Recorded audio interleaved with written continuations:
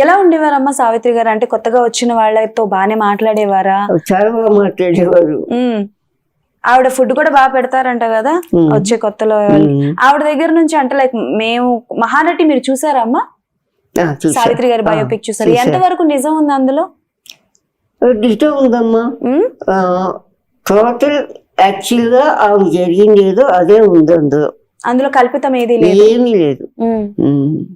ఆవిడ పడిన బాధ, కొన్ని నమ్మి మోసపోవడం.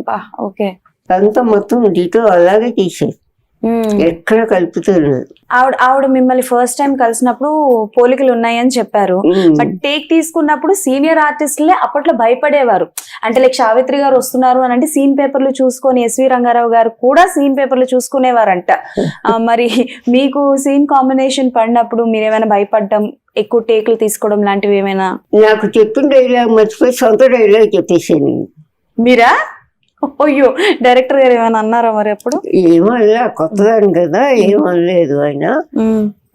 నేనే మళ్ళా సెట్ చేసుకుని డైలాగ్ తప్పు చెప్పానండి, నేనే సెట్ చేసుకుని మళ్ళా చెప్పాను అనమాట.